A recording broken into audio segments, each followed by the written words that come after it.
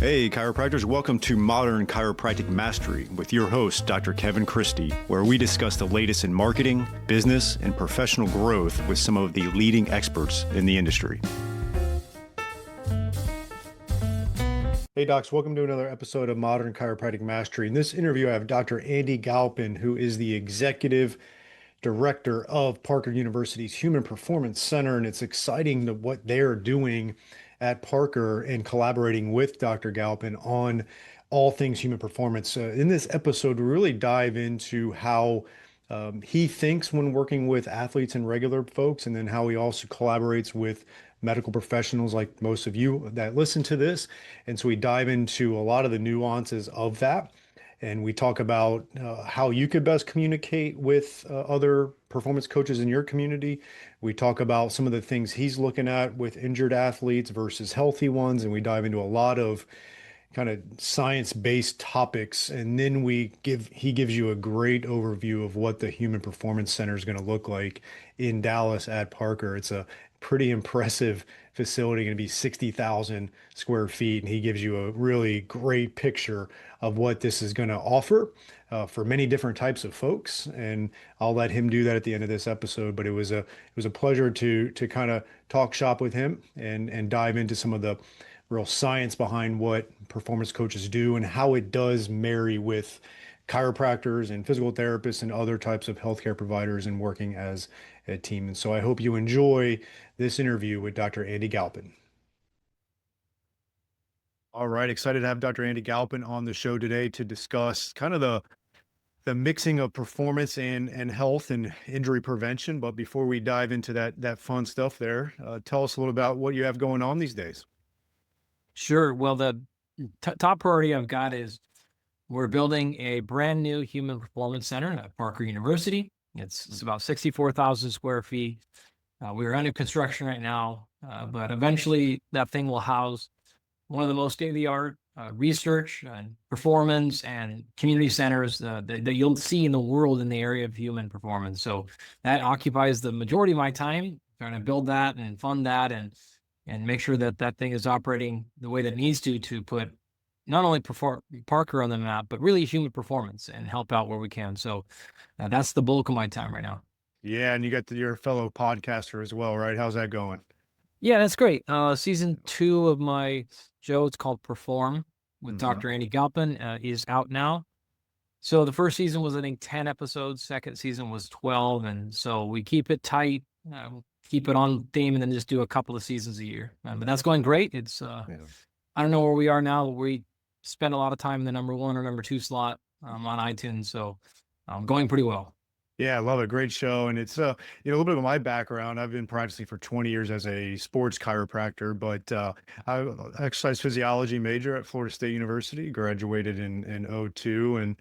And I kind of lived that world concurrently a little bit as also with the CSCS. I was doing an adjunct professor with exercise physiology down here at Nova Southeastern, which was fun. And then I got to see kind of that marriage between once I became more of a practicing chiropractor working with sports injuries. I also was a clinical director for a couple NFL combine training programs. One was Bommarito Performance, and then the other one with Tony Villani and XPE Sports. And you may have heard them. They've been doing a lot of things. And I was with them from 2008 all the way till 2022. And I bring that up because when I found out Parker was doing this, I loved it, because I've seen it in both worlds. On really, some facilities are strictly performance, and in some, obviously, you got plenty of healthcare facilities that are strictly injury or surgery, medicine, things like that. And I love seeing the blend of the two. And I know we're going to dive into that. I think those two gentlemen I mentioned would attest, and I'm sure you've seen it too. The combine training is one of the worst scenarios you could have of trying to blend performance and someone's health, right? Because you try to turn 300-pounders sometimes into track stars, and we have to pick up the pieces there. So that was a fun experience for sure. Yeah, well, Pete is actually, I was just in Sornex Summer Strong with him not too long ago. Yeah, he's been around a long time, making people really fast, really athletic, doing a great job. But yeah, you're right. The combine, whether it's NFL, NBA, or Major League Baseball, it's tough because they roll right into off the season. Hmm. They've just played a, pretty 6 to 7 month long hard season, probably played into December, if not longer. And then they take a week or something and roll right into combine training. And then if they do that well or not, they're going to go right into OTAs or rookie mini camp OTAs. So they end up playing for, 23 months in a row or something like that, which is really, really tough. So, and to your point also, they're maximizing performance on things that are not necessarily football. And so you are pulling them away a lot from what they should be doing. So yeah, I hear it. It's a tug and pull between performance and health for sure. Yeah, and I wanted to start out with that because, like, what is your mindset going at it from a you get a perspective here where, you know, some people are coming to you to perform at something, and you have to get them to a certain level, even though it may not be in their best interest long term. Obviously, in this scenario, and there's a lot of scenarios that run parallel to this. So we'll just use this as an example, where there's a set goal. It's kind of going against odds in a sense, but you got to do it. It's what you're doing there. What are some of the mindset of that you have going in there? Is it putting a lot of emphasis on evaluations of them? Is it getting a team around them? What are some of the things you're thinking? Yeah, of course. We want to see data as much as we possibly can because ultimately our top end philosophy is when you want to go faster, and let's say you're driving a car, the initial instinct is to hit the accelerator, Mhm. right? And if you do that, you will go faster. But what we look at first is their foot on the brake? Mm. Meaning if your foot is also riding the brake and you hit the accelerator, you will go faster, but you're going to add a lot of wear and tear really fast. And you might brake, you might not, but either way, you're not even going as fast as you possibly could. So no matter how you're looking at this, it's bad news. And so the first thing we always take is let's get the foot off of the brake. By doing that, you will reduce wear and tear and you will actually speed up. Once we've done that and you want to go faster after that, then you can hit the accelerator and we're less concerned. And so what that looks like is whatever their biggest performance anchor is, we want to remove that. We want to see how far we can possibly get. And some guys, that's all you have to do. And a lot of guys, it's not. It's not enough. You really got to make them move faster. I spent a little bit of time doing combine prep. I was an intern for Mark Verstegen Oh, and way back in the day. mhm. Yep. And so I went through this a little bit, and you'll see guys. It's just like, hey, just Mhm. open them up a little bit, some flying sprints and some other stuff. Talk about some technique on some of the tests, but then just keep them healthy and they're fine, right? And then other guys, you're going to be a borderline pick, sixth, seventh rounder, maybe not picked at all. You have to move a tenth or 2/10 off of 40. You have to put 3 or 4 inches on it. Like that's going to be the difference between drafted or not drafted, guaranteed contracts or all that stuff. So that's a different answer, right?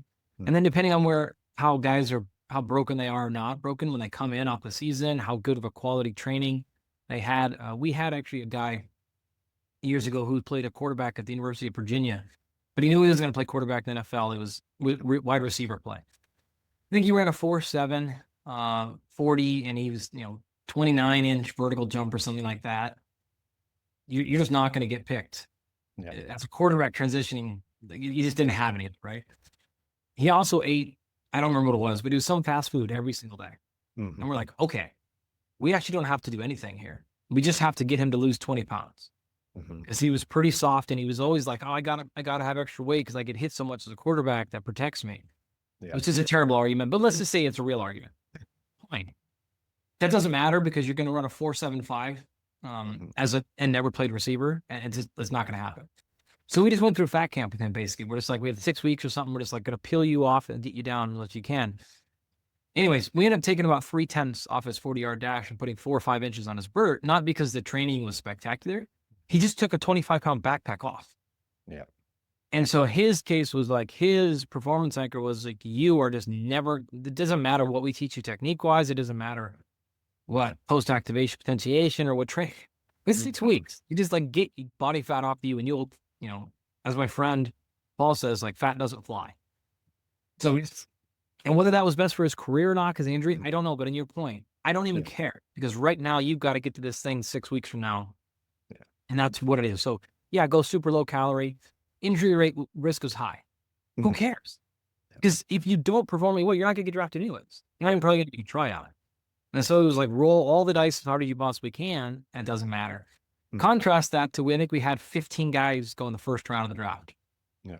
So we had some guys that were lock and stock top 10s, and you're just like keeping them limber, keeping them moving. Who cares what they do in the combine? If their numbers are terrible, they won't run.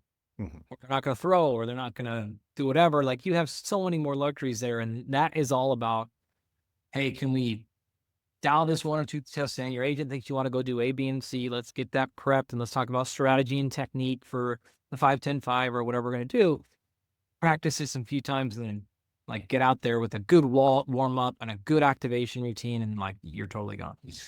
Other guys, it is completely different. And this may be something unique to their sleep, or maybe a movement pattern issue, or could be they've spent a lot more time with the chiros and the physios, and there's that nagging Achilles thing. So it's like all over the board with like, what is their biggest thing? Focus on that for the 6 to 8 weeks we have them. If we have that, sometimes we had 4 weeks. It's just like, what are you going to do with that? So find the biggest performance anchor and try to remove it was our overall philosophy.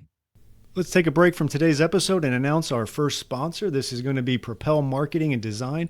I've known Darcy Sullivan for years. We've worked hand in hand on my websites. I don't trust anybody else to do the search engine optimization. She does a great job. There's so much to it. A lot of the lingo and the words are beyond my comprehension, but it's just amazing work that she does. And if you're really going to get results with Google, you have to make sure your website is SEO optimized. And I really don't want you doing it yourself as a chiropractor. So you just have to have this type of stuff done. And if you're looking to get more organic online traffic that pulls in new patients, Propel Marketing and Design is currently offering chiropractors who listen to this podcast a free SEO website review. The free review will help you uncover methods that will improve your website and boost your search engine visibility. Head over to propelyourcompany.com/chiropractor and schedule your free SEO website review. You won't regret it. She gets great results. Your website needs this. Your search results need this. Head on over there to propelyourcompany.com/chiropractor to get your free SEO website review. Yeah, and that's one of the things I learned from your podcast is kind of that your 3 eyes framework, right? Like the investigate, interpret, and intervene. You kind of just outline that exactly with what you do. And I think one of the things that goes unsaid too often in human performance is communication, and it's communication with the person, but it's also the team around it and everybody communicating. Can you also take that framework for us and kind of give us you gave it to us essentially with a high-end athlete, with just a regular person in life and performance, and how you would do that from a performance standpoint? Yeah, it's the exact same thing. We coach tons of regular people, and it is the exact same process. So number one, you figure out what is that performance anchor, what that could look like in a regular person example. It might be something, I might frame it this way. What is the biggest thing holding you back? What is the thing you care the most about? What do you suck the most at? What's the biggest drain of your health right now? However that framing comes to you. Yeah. And all I want to do is fix that. Everything else goes away. So I don't care if you're 14% body fat and you're looking to carve that extra 6 pounds off. Like, I'm not even gonna have the discussion. If at the same time we are having chronic neck pain, or at the same time we know that we're just eating poorly, we know that, fill in the blank with all these things you might routinely hear, right? So if one of those things is, if you put it on a scoring system and you said 1 out of 10, if you got anything that's a 3 or below, that's all we're doing. Like nothing else gets to have, you can do it, you can work out and you can still do other stuff, but I'm not going to go out of my way to write an incredibly in-depth training program. We're not doing some of this more advanced stuff there, because it actually ends up, for most people, if you tug on too many strings, nothing gets done. And so you end up being like, man, I spent all this money, I focused, I dieted hard, I did all this stuff, and then that big thing I cared about didn't get better. Well, it didn't get better because you actually didn't go full force into that. If all you did was work on neck pain, or all you did was focus on movement, or all you did was your breath work, or whatever the thing that we're working on is, for 6 months, almost everyone will get better. It's the fact that you go 60% into it, because then you're also trying to do A, B, C, D, E, F, G, and there's just too much. There's too much in this space, right? And so you end up in this maze of mediocrity because you do a bunch of different things a little bit, but not enough to induce adaptation. So that would be something where I would say, like, again, remember, let's stay focused on what our big target is. And the way we'll set this up a lot of times is saying, like, if I gave you $1 million to get X done in 6 months, could you do it? If I give you $20 million, Mhm. the vast majority of people could, because you just like stop doing everything in your life, right? Yeah. Yeah. Like you would get there, but it's just not enough of a pain to people Mhm. right away to make that change. So that the same exact framing, we just change examples a little bit. Yeah, no, it makes sense. And we see it in our clinics. A lot of times people will also try to over treat, right? They may have something going on, let's call it the neck pain thing, and then the provider will go, throwing the kitchen sink at them every visit. And you could probably just focus on one or two things and get that solved and then go from there Yeah. with it. But obviously I think people are always impatient with it. And I think that's something that I've been excited to see over the years of my 20 years in the, let's call it the performance, but in the health and fitness realm is, I think, because of guys like you and podcasts that are out there that are really informative with some other experts as well, is people are starting to realize that um, fitness should not be something that you just go into and you are overloaded constantly with a bunch of Mm. stuff, and there should not be a high injury rate to that. And I know that there's still a lot of work to be done in that field of making sure that we help people perform in their world without getting them you're hurt. What's exciting you the most around that aspect of, because that's the problem, right? Is like we can push someone to perform, but if you get them hurt, then that's not human performance anymore, right? I mean, and it's a fine line, and we all know it. But what are some of the things you're excited about in regard to being able to push the envelope in people's lives without the chronic overuse injuries we're seeing a lot of times? Yeah, there's a lot of ways I could take that Mhm. question. What we have right now is a beautiful problem of human sensor. And so what I mean by that is there is more and more technology available for wearables. We'll just call it that. People are familiar with that stuff, which is good and bad. And so the reality is that allows us to monitor, measure things more daily. I can get feedback sometimes instantaneously. So I can get a real time data feedback. So because of that, I can actually push people sometimes a lot harder because I don't have to wait for 6 weeks to see if it worked or not. I can wait 6 minutes or 6 seconds, or I can see it in real time. And so that allows us to sneak around some things. At the same time, though, you have an entire downside of all that, which I could spend a lot of time talking about. And so it does allow us to, if you want to spend a lot of effort, a lot of money, and a lot of time, we can push the pace a little bit. We have several of our professional athletes that we track and measure and monitor every single day. We have the ability to predict performance. We can get really sharp. And these are names that every one of you would recognize. And and that's how we can get away with it. You're just like, wow, is this person breaking records and all these things? And you're like, well, it's because we can push some of these things.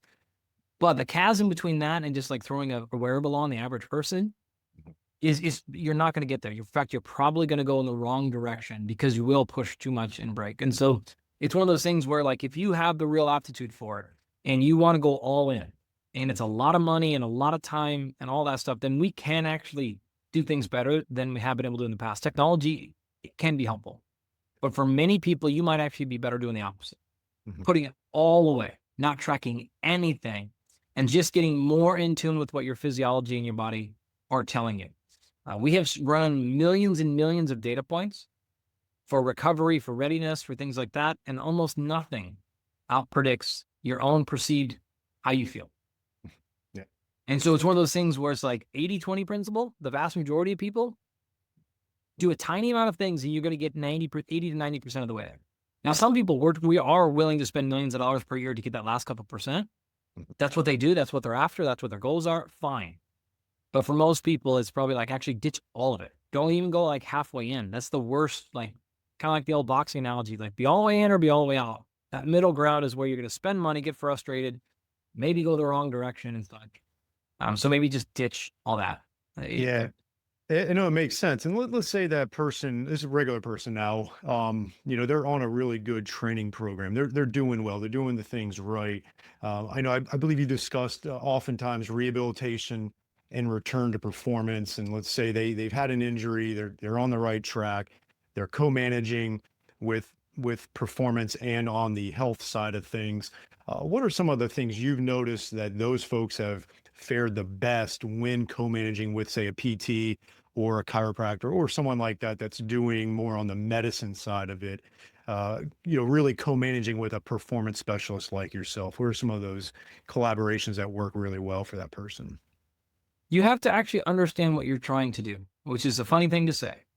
But in the case of return to injury, the chiro, the athletic trainer, the orthopedic Hmm. specialist, they're all going to actually define return differently. Yes, they are. And so that is step number one. Making sure if we're going to co-manage this, even if it's between just you and patient or whatever, Yeah. how are we defining that, right? So I'll give you a good example. My dad just had both of his knees replaced. And according to the orthopedic surgeon, he's 100%, both of them, Yeah. Yeah. right? And he's like, Hmm. one barely moves, and the other one is like maybe 80%. But the orthopedic surgeon is like, all my markers are back to 100%. Hmm. I mean, anyone listening will know exactly what I'm talking about, right? Yeah. The strength coach is going to say that differently. The person is going to, so it's just making sure you're on the same page with like, what are you looking for? And ideally, what I'm saying by same page is before the incident happens. So what is your ideal thing? What is this range of motion? Is this a functional test? Is this an actual direct, say, performance test? Is this a measure like ultrasound, or we're looking for fascial length or scar tissue, or are we using something like Springbok and we're looking at actual muscle size of every individual muscle? Is it a functional test? Is it a blood test? Like, what are we actually defining as objective and subjective 100%? Because if not, when these groups are generally arguing or fighting, it's because they're not measuring or caring about the same thing. Yeah. And that's where it's like, oh, he's back. No, he's not. I'm seeing signs. So you're like, you're not even arguing the same thing. Like, you're arguing different metrics, and those metrics aren't necessarily 100% correlated. So that would be the biggest key of saying, like, how are we defining it? Maybe it is three things. Maybe it's two things. Or you're just acknowledging, from my perspective, he's back 100%. Now it's time to turn him over to doc. Yeah. And now you got to listen to the AT. The Mhm. ATC is going to say that's a different number than the Cairo, and that's fine. But you as a patient or you as a person on the back end team say, hey, look, this is what I care about. That person cares about that. So that's why they're saying that. That's the only way you can go about it. Yeah, it makes a lot of sense. Let's take a short break for one of our great sponsors, TrackStat. It is a new type of software plugin for your EHR that combines patient communication, marketing, automation, and statistics with patient and employee tracking. Built by chiropractors for chiropractors, it shows your team what to focus on each day. See patient visit habits, missing information, unpaid bills, insurance collection visit average, and more. Great visibility of data so you can focus on filling your office with your best patients. When you can see what your staff and patients are doing or not doing and take action accordingly, your profits naturally grow. Take TrackStat for a test drive in your office with our free trial. Not a techie, no problem, we can help. To get started on your free trial, visit trackstat.org and watch the demo. That is trackstat.org. My history of working with performance coaches like yourself is a lot of times out because we don't have performance coaching per se in our clinic, Yep. and we have a lot of collaborations with certain experts, and I'm in an affluent area, which does help because a lot of them do have someone in their corner to take that performance. And a lot of times I'll tell them, like, look, we've gotten you now to where you can go to the performance coach and they Yep. can take over. And a lot of times they're already working with that coach before that point, but it's kind of like co-managing an injury because I think there's obviously a lot of great things that you can do with an injured person as well that helps out from the health standpoint. But let's say now they are cleared clinically with that Achilles issue, not surgery, but let's call it Right. Achilles hypnosis. Like, look, yeah, you can go and do this stuff now. You got to get to that point. You're not ready to perform on the field like you were before, but you're ready to perform in the training facility to really get to that next level. And that's some of the language we've used to let them know, like, you can kind of push that there and have also communication with that performance coach. And then that kind of segues to my my next point, which I think is a kind of a loaded topic there. But how do you balance pushing an athlete really at that point where they've gotten they're overcome that injury, right? Like you're looking at what they're doing, they're looking good. The doctors, giving them clearance, they're good, but they're not trusting it yet. Like they're just not really there in the headspace there. What are some of the things that you recognize with that, and some of the things that you need to do with that athlete or that average Joe to get them to the trust factor of their body? Yeah, that's a good question. It's different for everybody, but where we would start with would be this is where objective testing matters. So if you can look at something where they're just like not trusting that Achilles, right? Even if it's not blown, if it was just tendinopathy or whatever. Mhm, Well, do we have ultrasound imaging of fascicle length, pennation angle? mhm, Do we have spring block where we can look at this is the size of your gastroc and your Achilles and your so on and so forth? And we can look and say, hey, look, here are the numbers before. Here's the numbers on your healthy side. Like we're in a really good spot here. Do we have force plate data? Do we have, again, maybe it's goniometry and we're just looking at range of motion, and maybe it's, full body range of motion. It's like, look, this is what you look like when you stand on one leg. This is what you look like when you're a split squat. Even if they're not like an athlete, like you're going to test the Achilles in different functional movements, right? We're not seeing anything that says this is bad. So you're back there. This is like, you got to trust this thing a little bit. And then you put him into that risk thing. So, in that case, maybe it's single leg hops or it's a little bit elevated dorsiflexion, plantar flexion, whatever the case is, where it's like a little bit risk, but it's below, it's at their comfort zone. And so generally with pain desensitization, it would be the same thing. So you want to walk up to that line and stay just below it and then, slightly push that line up. Well, this case is not pain, but it is mental apprehension. Same thing. We walked you right up to there, right? We got you to a 3 out of 10. Now we're going to go 3.5 out of 10. Now we're going to, okay, so like it's fine. See, it's responding. The metrics are there. You're not feeling any different. Like, and then just continue to reinforce that story. It would be our approach. So making sure, but if you don't have any objective data, you can survive. mhm. Again, what do you have? Do you have goniometry? Do you have, knee over toe? Okay, or 3 inches over. See, this is where we were before. Or take a picture, whatever you have there. But to show them that, the reason I come back to that is just because in my experience, when you say something as a care provider and you're like, oh, I'm telling you, it's good. Yeah. And if someone has doubt, like you can't overcome that. When you have objective imagery, you'd be like, I can't fake an ultrasound. Like I Mhm. can't fake an image. Like I had nothing to do with this. And I couldn't call the technician and be like, make it 3% higher in the pennation angle. You can't do that. And so you're like, look, it's not me. I'm not trying to sell you anything. This is what the objective data are showing you. Mhm. And, this is why we're good here. So that would be the angle I would take personally. Yeah, and I know it's probably a lot of communication. Every athlete's a little bit different. I'm sure some doesn't bother them at all, and they're ready to get back in it. And then the other ones, it's a little challenging. Just like I'm sure you deal with some athletes who are healthy, and some have a mindset of really pushing it hard in training, and others don't. And I'm sure you have to navigate that mindset as well. Is that correct? Yes, sir. Yeah, is getting better over the years with that? I'm sure Yeah.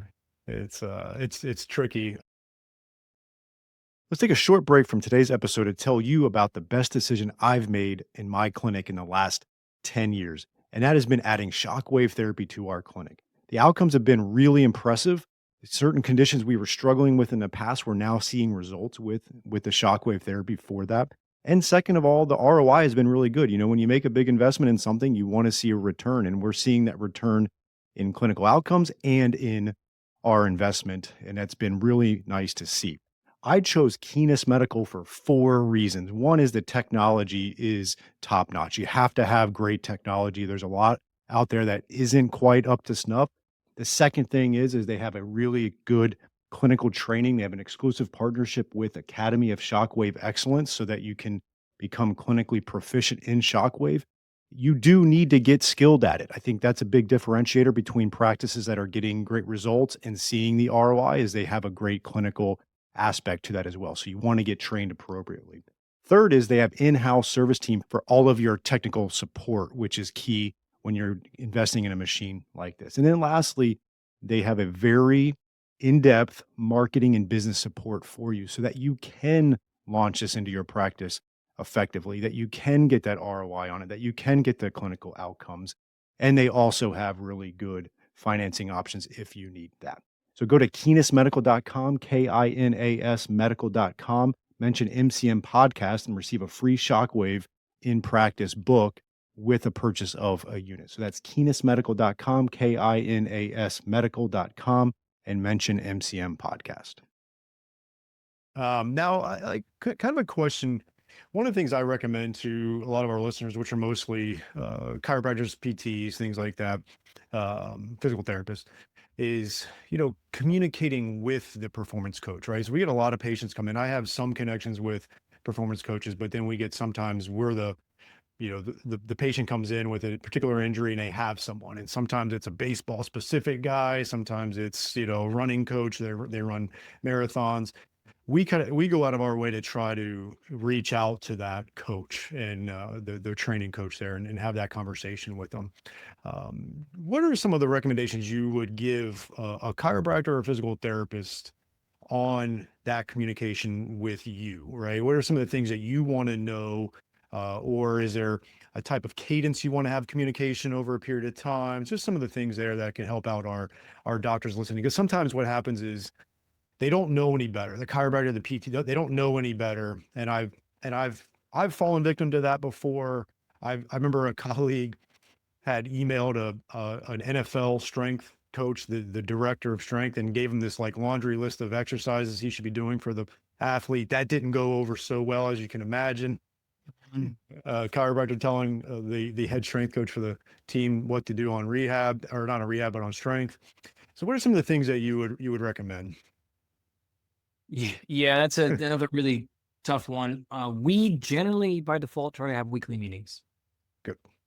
Now, that doesn't always happen. Sometimes that's monthly, and sometimes it's not. Mhm.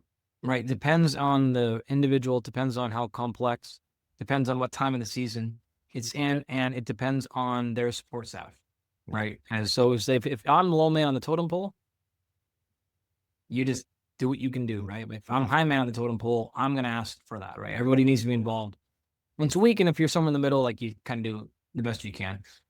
Sometimes that weekly check-in is super simple. We've done this in the past where that weekly check-in is just a bullet point, 3 to 5 bullet points. And we use Slack, or we use, ideally not like group text, but sometimes that happens. Emails, also a possibility. We have other software we use where everyone's kind of in the same group. That would be ideal. Sometimes we use a quick video check-in. So I'll just film a video like, hey, so blah, blah, blah, blah, blah, blah, blah. And everyone else does that too. And we're like, okay, that's on the same page.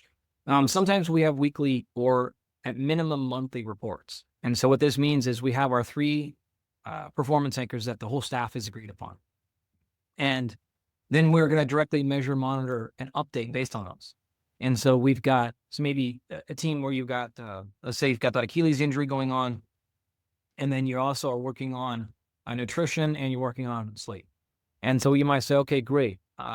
The dietitian will give you the monthly update. All right, this is what we've done for food. Our compliance was at 70%.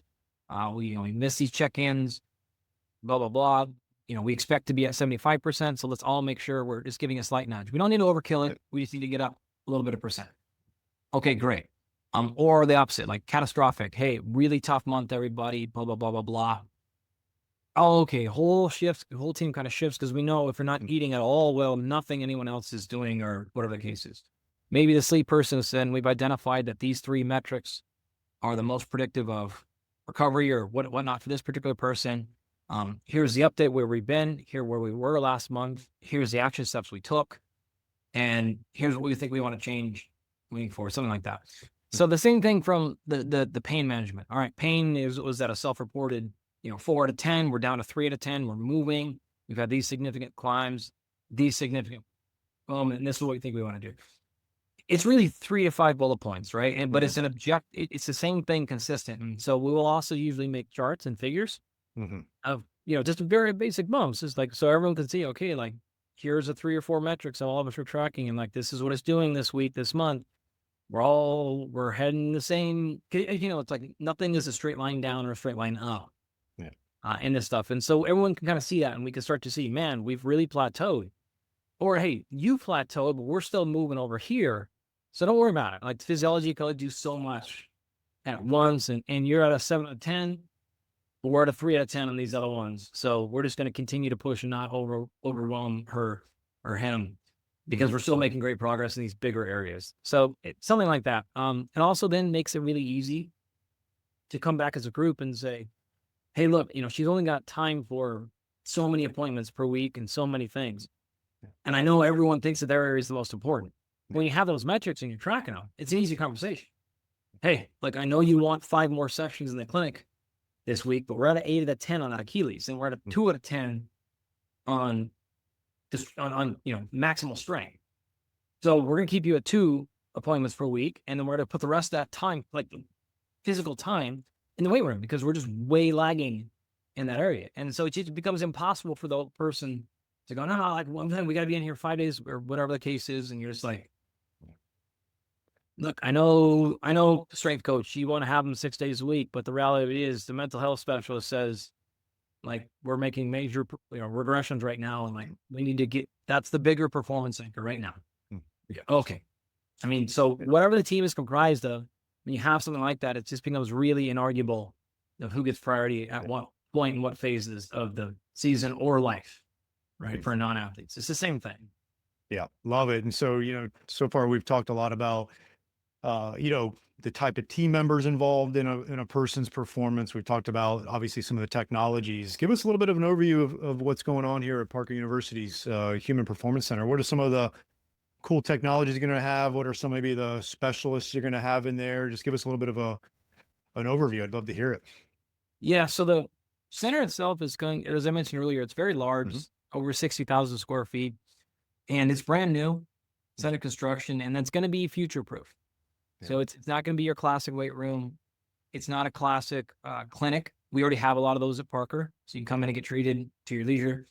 It's everything from, call it 50% for research. So we will have wet labs in there. So we'll be able to do blood testing and stool analysis and things like that. That'll come with a classic biochemistry setup.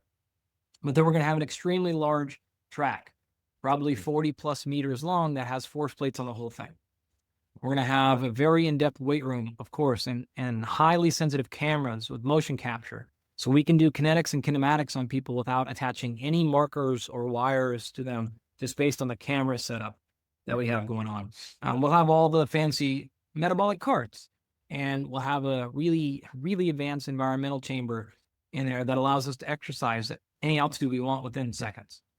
Pressure, we have hyperbaric, we have a lot of our brain enhancement technologies. So we have a brain performance center there. So not injury, not TBIs, not concussion, but this is taking normal, healthy brains and helping you perform at your cognitive and functional best, and so on and so forth. So we've got biomechanics and exercise physiology and biochemistry and strength and conditioning. There'll be mental health and sports psychology and focus. So these are, again, not, I have depression, anxiety. This is working on true sports psychology from a good to great perspective. We have a lot of sleep technology in there. We'll have probably a nutrition component and a lab and an actual kitchen. There'll be a theater for clinics and so on and so forth. So all that is there. It'll be, again, a big chunk of it dedicated to research, but then a big chunk of it will be dedicated to community service. So if you're in the Dallas-Fort Worth area and you want to come in and use the services and pay and get testing done, get a VO2 max testing done, or a Springbok analysis, or whatever the case, and people will be able to pay for that. So it'll be a little bit of a clinic in there. And then we have a large visitor center that is like a living museum. That's an homage to human performance and adaptability and resilience. So this would be for kids in middle schools and elementary schools and stuff, to be able to, it's interactive and it's VR and lots of cool technology. And so we're trying to foster the next generation of human health performance by starting with, kids and middle schoolers and high schoolers and, adults too, if they want to come in. So it's a little bit like a NASA, kind of a thing where you come in and see, touch, feel, and experience some pretty cool stuff. So that's the general big plan. That's great. So obviously the research is, I'm imagining it's going to be a destination for some athletes and such that'll fly in and get stuff done. Is there going to be an educational component for trainers, doctors, come in, learn some of the stuff that you guys are doing there? Or well, in the sense, we're going to have, first and foremost, for our students. Yep. So, we've got our chiro, but then we have our strength and human performance Yep. We have an undergrad program as well as a grad program. We have in-person and we have remote. And so those in-person courses are going to have a pretty good experience in that center, working in there and being involved in there. And then we will have that that theater capability. So we intend to host clinics and conferences and seminars and stuff like that. I don't think we're going to do a lot of, like specific professional development stuff outside of those things within it. But, who knows? If we have a good idea or a good proposal come up, we would certainly listen to it. Well, it's awesome. It's really cool to see the blending of, again, health and performance, and then just as obviously the technology is coming along, it's pretty cool what we can do. So excited to see that come about. Is there a estimated open time frame? I know that's a loaded question, but yeah, not right now. Yep. Construction like this at this scale, it's a biggie for sure. Yeah, we're gonna. It's making a lot of really good progress right now. We're super happy with the timeline, but we'll see. And if depending on who you ask, you get a totally different answer on that. Yeah. Even if you just I built out my clinic about 12 years ago, and it's a small, 3,000 square feet, and it's like, it's always a timeline. So, yeah. But cool. Well, hey, I really appreciate your expertise and time today. This has been awesome, and excited to continue to collaborate with Parker in any way we can here. And we've done a lot with Parker over the years. And so I'm appreciative of them connecting you and I, and thanks for all the work you're doing for your profession, for athletes and regular people, and even our profession. So thank you. Yeah, man, it's a pleasure and an honor. And I really appreciate you giving us the opportunity to talk about what's going down at Parker University. So thanks a lot. Absolutely. And is there any other way they can find you, your podcast, or any other aspects that they want to reach out and learn more about what you're doing outside of Parker? Yeah, even if they want to reach out about Parker, please feel free to do that. Instagram and Twitter are, science communication for me. So Dr. Andy Galpin, the podcast season 2 is up. So you got 22 episodes or so to go back on and catch up on. Those are the easiest places by far. But if there's some interest in doing something related, to what we're doing at Parker, that is, like I said, our top tier priority. And then specifically what I would like to mention is we have a lot of things that we didn't get into for chiropractors. And so this is sleep related testing, blood related testing for high performance. And we have done a lot in the chiro world. We're working with a ton of chiropractors. So if you're listening and you're interested in offering those services, we can perform full FDA approved medical sleep studies on people with a tiny, tiny device in their home for very, very cheap. We can do a lot of cool stuff there. So would love to talk to any chiros out there that are interested in offering those services or utilizing things like that in their clinic. We could set you up and get you rolling on that. And we're excited to do so. So happy to move forward on those if anyone's interested. Perfect. And how would they find out more about that? Is that through Parker? Those are not through Parker. Those are through me, my sleep companies and our blood work companies, Absolute Rest and Vitality Blueprint. But they can just reach out to me directly, and I'd be happy to put them in contact with the right person. Okay, great. Absolutely. Yeah. So. AndyGalpin.com is, there's a link to submit a question or whatever on my website. So you can get me there. Awesome. Thanks, Doc. I really appreciate your time today. All right. Thank you. I hope you enjoyed this week's episode. And if you want to make the shift from busy, broke, and broken to time-free and cash confident, or you just want to continue with the exponential growth, check us out at modernchiropracticmarketing.com. Look at the MCM Mastery tab, watch the short video on there, and check out what we are doing now for evidence-informed chiropractors. We are equal parts coaching and marketing done for you. Yes, you shoot some videos, we help you with campaign strategies and ideas and really become a thought leader in your community. You shoot those videos, you send them to us, we produce, edit, and brand them to you. Then we distribute them through all of your channels. We also take them and we turn it into one good blog per month. And every other month, we have Darcy Sullivan producing a robust blog with a topic that you pick from her database to help with your SEO. So we essentially become your content marketing agency to make sure your practice is always having ethical, elegant content marketing to help grow your practice. On the coaching side, we also help you with everything from marketing ideas to business, communications, finances, anything practice growth.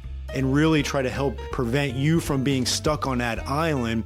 And we hold you accountable. We have a great group of doctors that are just doing amazing things, and we look forward to help you out to take that next step in your practice. So again, check us out at modernchiropracticmarketing.com and learn more.